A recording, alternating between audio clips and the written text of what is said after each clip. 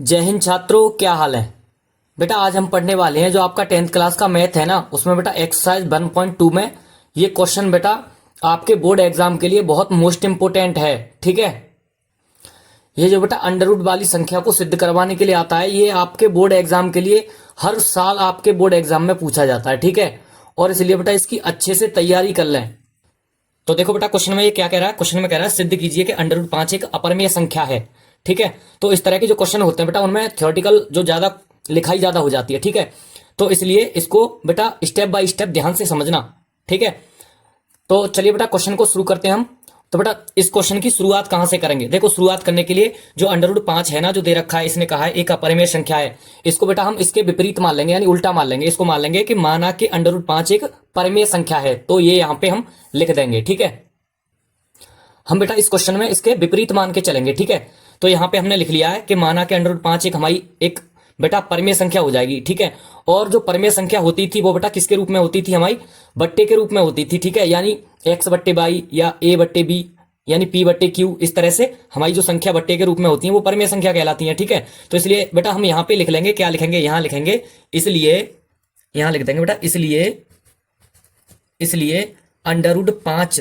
ठीक है, बराबर क्या लिखेंगे यहाँ पे, यहां लिखेंगे, हम मान के चल रहे हैं कोई, यहां पे हम ए बट्टे बी मान ले रहे हैं। ठीक है, जो हमने ए बट्टे बी माना है ना, वहां पे बेटा ये ए और बी एक ऐसी संख्याएं हैं हमारी, ठीक है, जिनका बेटा एक के, ठीक है, अलावा यानी एक के अतिरिक्त और कोई गुणनखंड नहीं है। ठीक है, एक के अतिरिक्त यहां पे बेटा कोई भी इनका उभयनिष्ठ गुणनखंड नहीं है, ये हम मान के चल रहे हैं। ठीक है, और देखना इसलिए यहां पे हम लिख देंगे, क्या लिखेंगे बेटा, यहां लिखेंगे हम जहां ए और बी एक सह अभाज्य संख्याएं हैं। ठीक है, यहां पे ये बेटा हमने बात लिख ली है, यहां पे जो ए और बी हैं वो सह अभाज्य संख्याएं हैं। सह अभाज्य का मतलब है, यहां पे बेटा हम आपको पहले भी बता चुके हैं, क्या बताया था हमने, ये बताया था कि ऐसी ये संख्या हैं जिनका बेटा एक के अतिरिक्त कोई भी उभयनिष्ठ गुणनखंड नहीं है। ठीक है, तो एक ही होगा इनका जो उभयनिष्ठ गुणनखंड होगा। यहां पे एक चीज और लिख देंगे बेटा, हम क्या लिखेंगे, जहां b बराबर नॉट 0। ठीक है, जो हमारी जो हर में संख्या लिखी है ना b, वो बेटा 0 के बराबर नहीं होनी चाहिए। ठीक है, कुछ भी हो पर 0 ना हो।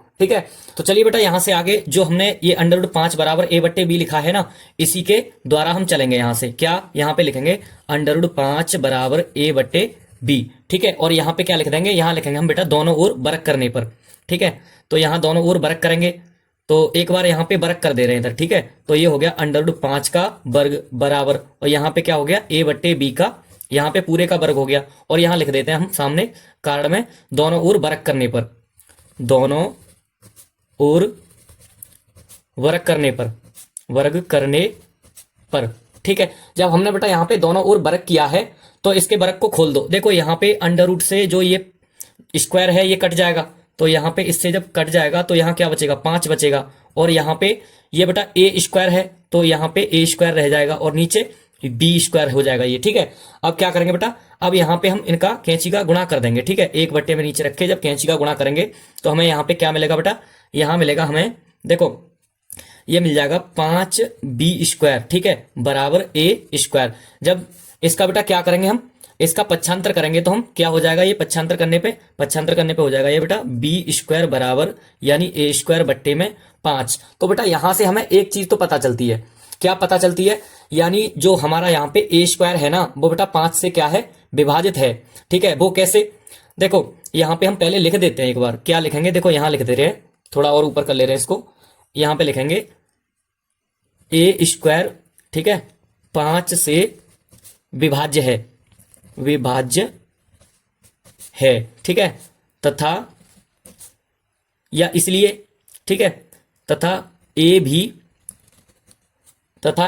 5 से विभाजित होगा। ठीक है, यहां तक लिख लिया। अब देखो ये जो हमने रीजन दिया है ना, यहां पे ये चीज बेटा अभी आपके समझ में नहीं आ रही, अभी समझाते हैं। ठीक है, यहां पे मान लो कि बेटा आपकी हमारी एक संख्या है, यहां पे बेटा यहां पे 5 का वर्ग है। ठीक है, 5 का वर्ग यहां पे हमने लिख दिया बेटा, 5 से क्या है, वो विभाज्य है। ठीक है, कैसे, यानी 5 का वर्ग कितना हो गया, 25, 25 5 से विभाज्य होगा, तो इसका मतलब 5 भी 5 से विभाज्य होगा। देखो 5 भी 5 से विभाज्य होगा या नहीं। और यहाँ पे ऐसी इस तरह से और भी संख्या हम ले सकते हैं, यानी यहाँ पे अगर हम ये कह दें बेटा कि यहाँ पे हमारी एक संख्या यानी 3 का वर्ग है, तो 3 का वर्ग कितना है, ठीक है, 3 का वर्ग यहाँ पे अपना 9 होता है। अगर हम कह दें कि 3 का वर्ग जो है 3 से विभाज्य है, ठीक है, तो यहाँ पे जो 9 है ना, 9 3 से विभाज्य है, तो 9 3 से विभाज्य है, तो यहाँ पे 3 भी अपना 3 से विभाज्य होगा। इस बात को बेटा अच्छे से समझना। तो इसलिए हम यहाँ पे कह सकते हैं जो हमारा बी ए स्क्वायर है ना यहाँ पे, जो 5 से विभाज्य है, तो बेटा इसका मतलब जब ए होगा वो भी 5 से विभाजित होगा। तो ये चीज हमने यहाँ पे लिख दी है। अब इससे आगे चलते हैं बेटा, इससे आगे क्या लिखेंगे यहाँ पे देखो, अब इससे आगे करेंगे, देखो यहां लिखेंगे बेटा, अब माना कोई पूर्णांक, ठीक है, अब माना कि कोई पूर्णांक, ठीक है, हम कोई पूर्णांक मानने हैं, क्या मानने हैं, यहां पे मान ले रहे हैं बेटा हम, माना कोई पूर्णांक a बराबर 5c, ठीक है, तो यहां हम मान ले रहे हैं a बराबर 5c, जहां पे c हमारा क्या है बेटा, एक पूर्णांक है हमारा, ठीक है। आप ये बोलोगे सर यहाँ पे 5c कहां से आया, बेटा 5c इसलिए लिया है, जैसे कि हमें ये सिद्ध करवा रहा था, यहाँ पे क्या सिद्ध करवा रहा था, √5 करवा रहा था, तो यहाँ पे हम तब इस स्थिति में हम यहाँ पे 5c लिखेंगे। अगर आपका √3 सिद्ध करवाने के लिए आ जाए तो √3 की जगह पे वहां पे क्या लिखेंगे बेटा, a बराबर क्या लिखेंगे, 3c लिख लो, k लिख लो, ABC कोई भी, ठीक है, जो तुम्हारी इच्छा करे वो लिख सकते हो, ठीक है। लेकिन यहाँ पे जब 5 है तो 5c लिख लिया, अगर √3 होता तो 3c लिखते, ठीक है। और बेटा यहाँ पे ना हम रीजन दे दे रहे हैं, यहां बता दे रहे हैं c एक कोई पूर्णांक है, ठीक है, तो यहां पे लिख देते हैं c एक पूर्णांक, ठीक है c बेटा एक पूर्णांक है अपना। देखो बेटा इससे आगे क्या करना है, इससे आगे कुछ नहीं करना है। देखो जो a का मान है ना वो बेटा समीकरण इसमें 1 में रख देंगे हम, ठीक है।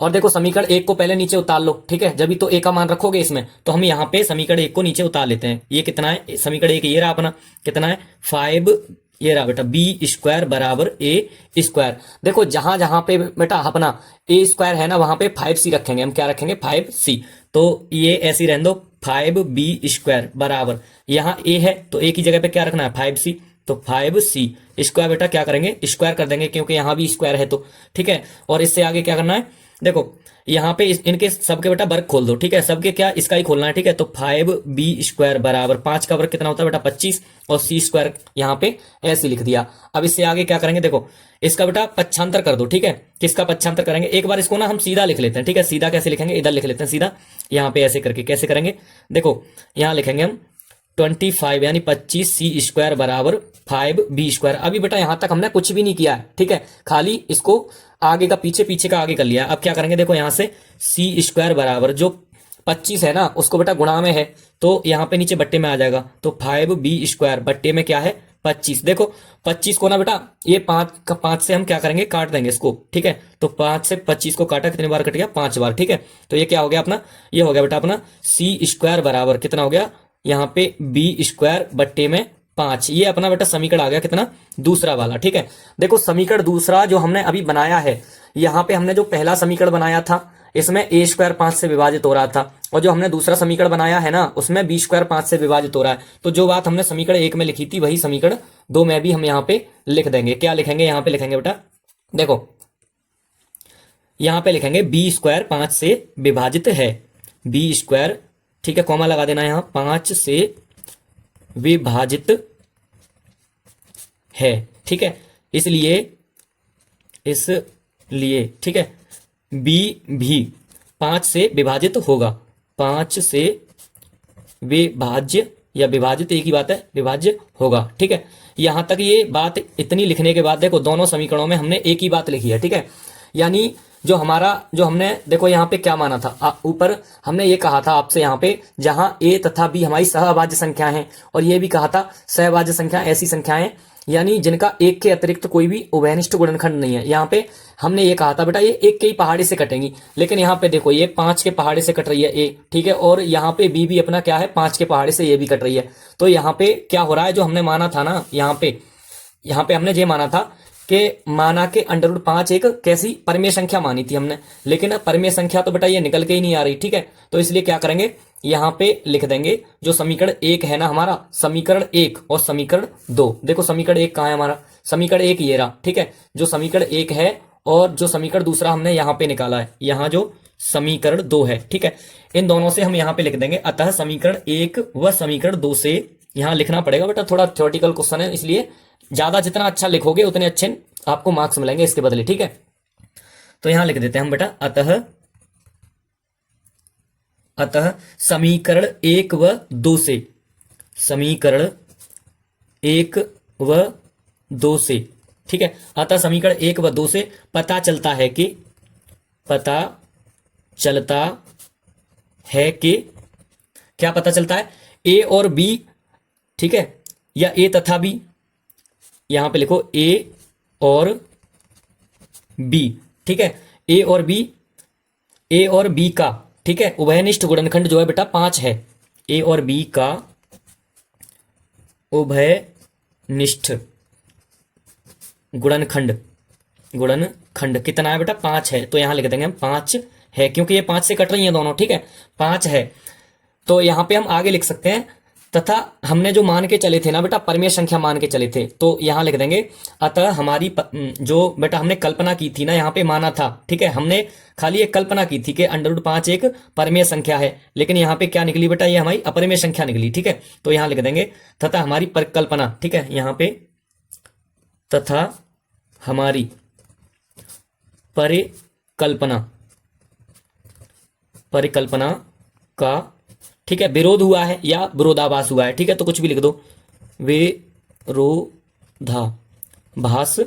हुआ है, ठीक है, हुआ है।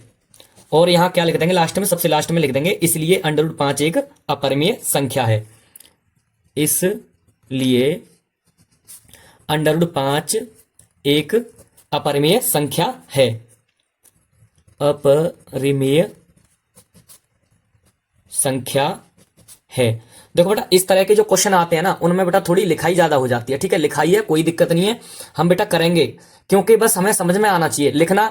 चाहे आप अपने बोर्ड एग्जाम में अगर अपनी तरफ से भी लिख दोगे ना, अपनी भाषा में लिखोगे तो और अच्छे नंबर मिलेंगे, किताब की भाषा से नहीं लिखना है, ठीक है, क्योंकि हम जब किताब की भाषा से बोर्ड एग्जाम में लिखते हैं तो ऐसा लगता है कि जैसे कि मान लो हमने किसी के यानी बुक में से या कहीं से भी हमने कॉपी करके लिखा है, ठीक है, इसलिए आपको जितना ज्यादा हो सके बेटा अपनी भाषा में लिखना है, ठीक है, हमने आपको अपनी भाषा में बताया है, पूरा क्वेश्चन बेटा सॉल्व हो चुका है अपना, अगर स्क्रीनशॉट लेना हो तो ले लो, ठीक है, और इसकी बेटा अच्छे से तैयारी कर लेना, क्योंकि ये पक्का आता है, आएगा नहीं पक्का आता है ये बोर्ड एग्जाम में, ठीक है, तो इसलिए हमने इसको पूरा सॉल्व कर लिया है, ठीक है, और सॉल्व करने के बाद आप इसका स्क्रीनशॉट अच्छे से ले लो, और ऐसे ही आसान और सरल तरीके से क्वेश्चन समझने के लिए बेटा हमारे चैनल को सब्सक्राइब कर लो, ठीक है, चलते हैं बेटा, मिलते हैं अगले वीडियो में, ठीक है।